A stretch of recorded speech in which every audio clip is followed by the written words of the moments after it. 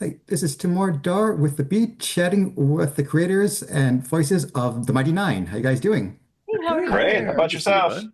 I feel Awesome. like I remember you and I remember your I shirt. do Hmm. too. Yeah. It's why I Yep. wore it. It's the Yes, same. yes, I remember this. The Wonder Bread shirt. Exactly. It's the exact same thing. Wow, full circle. That's hilarious. It's funny. So, about a month ago, Prime Video released this kind of promotional video with Sam and Travis discussing how Mighty Nein was different from Vox Machina. As I watched it, I was reminded of an article I think Variety put out, how they made a comparison that if Vox Machina were the Avengers, then Mighty Nein are the Guardians of the Galaxy. Hmm. I love James Gunn and his work. I think there's definitely a lot of overlap and similarities with how you kind of mix vulgar comedy with deep emotional storytelling. So I'd love to know if it's a fair comparison or any overlap that you can kind of see. I'd say it's a pretty fair comparison. I mean, as far as like having to make those large media comparisons, as far as like power level and influence, Vox Machina definitely sits on that like grandiose Avengers like scale. Whereas I think the Mighty Nein are definitely underdogs, more so than Vox Machina ever was. Um, uh, yeah, I'd say that the dysfunction comparison also definitely sits in there pretty well. Yeah, Vox Machina is the Avengers. Mighty Nein is the Great Lakes Avengers. Ah, There we I go. love it. I love it. Good niche reference. I love it. You tell people you're not a nerd. It's hilarious. Um, so at New York Comic Con, you guys teased a fourth Disney princess actress in the show.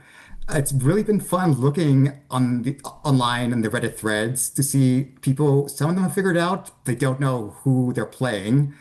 In recent years, it's become really difficult for movies and shows to keep that element of surprise for audiences. The worst for me is when studios overplay their hand. Like, example, last year when Marvel, they added an asterisk to Thunderbolts, and everyone knew the new Avengers reveal because it was so obvious when they did that. Hmm. I'd love to know for you, how important is keeping certain aspects of the show close to the vest and retaining that sense of surprise for viewers?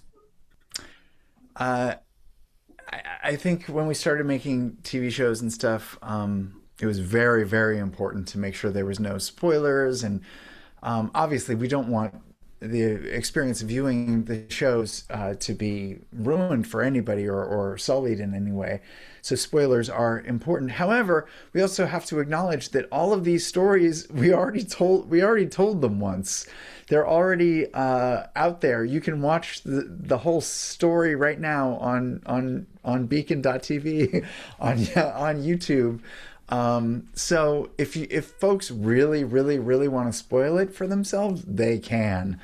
And so for me anyway, I've become a little bit more comfortable with folks getting early peeks at things and not worrying too much, because I feel like the people who don't like spoilers are pretty good at avoiding them.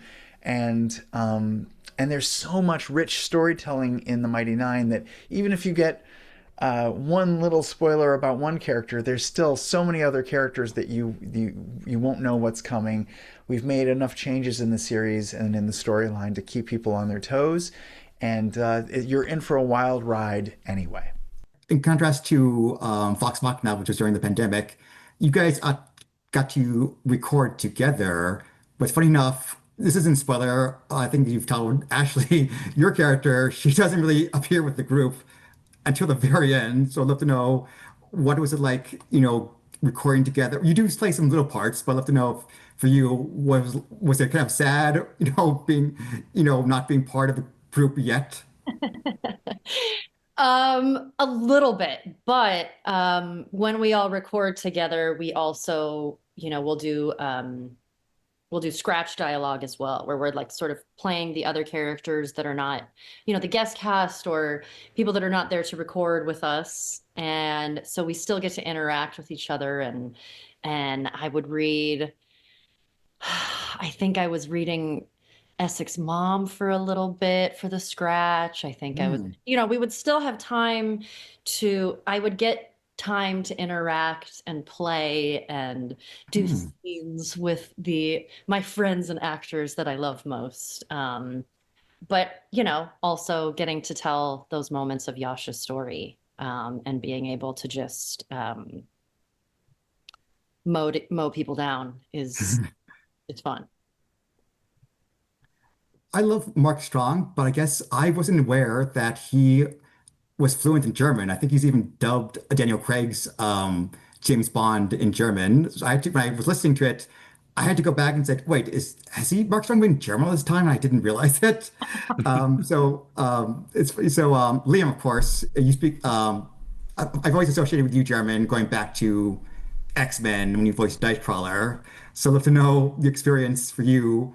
Um, I don't know how well your German is compared to Mark Strong, but I'd love to know I guess, yeah, your love Pales. of German language. Pales in comparison. I am familiar with German. I am not fluent in German. I'm very versed in German accent, but as far as speaking a language, there's just fragments left over from when I studied it a long time ago. But we had an excellent expert riding along, and I worked very hard on the handful of lines in German that I had. And I understand structurally how German works. So it was a great challenge. I love that the show is multilingual in that way. I feel like it's something that you don't really see in animated fantasy projects too much, or at least we're doing it in a very specific and unique way. I just think it makes the tapestry all the more rich. I love it, So, and he's Mark sounds incredible in For English and sure. German. He can speak any language. as a child of the 90s, I credited Batman the Animated Series and Andrea Romano for making me aware of voice directors, which has only grown as an adult. Side note, Sam, I've been, after Sam, you and your sister were nominated for Emmys, I've taken to calling you the Luke and Leia of voiceover directors. Oh, Yes. Well, I that's Yes. like fun. it. I like it. Uh, for Mighty Nein, and surprisingly, Mary Elizabeth McGlynn, who was the voice director of Vox Machina, is back. But Sam, you also did some voice directing this time around. I'm tempted to make another Star Wars reference comparing her to Obi-Wan Kenobi, but I'd Mm. love to know how the directing duty split between you and her and the experience for the actors. She, Mary, in both shows, directs us, the core Critical Role group, the main cast, and she also has directed some of the guest characters and stuff. But because of scheduling, ease of scheduling, and because there's so many different characters in this series, and we're recording people sometimes from Budapest or from South Africa or from Poland or Germany, or the UK.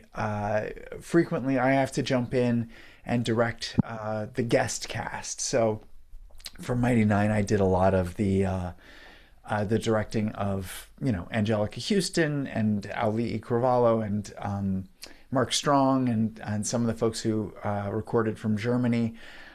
So we divided the duties that way. But Mary is incredible and certainly a voice acting and directing hero of mine.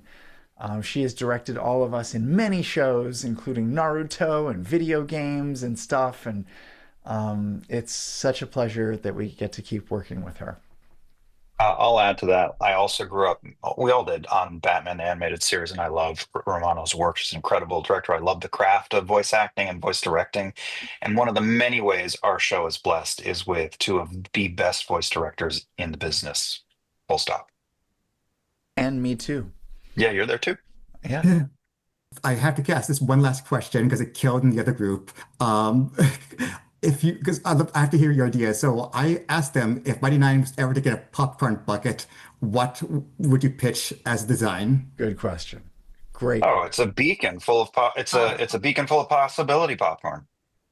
Oh, that's good. That feels too easy. It does. No, feel really? A devil toad head.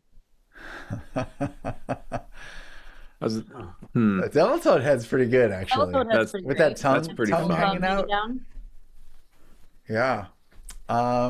I like the beacon. That's what they said Right? too. I did. Be- Of course, Yeah. of course, it's Beacon's the beacon. best, of course. It's the most easy one. But what would be the weirdest popcorn bucket we could muster? Yeah, like a Oh, bucket. like a well, that would a not flask, but that'd be kind of weird. But like What, large. what about a popcorn bucket? And every time you reach in, Marisha punches you. Pop, pop. Very high concept. I like it. That's it.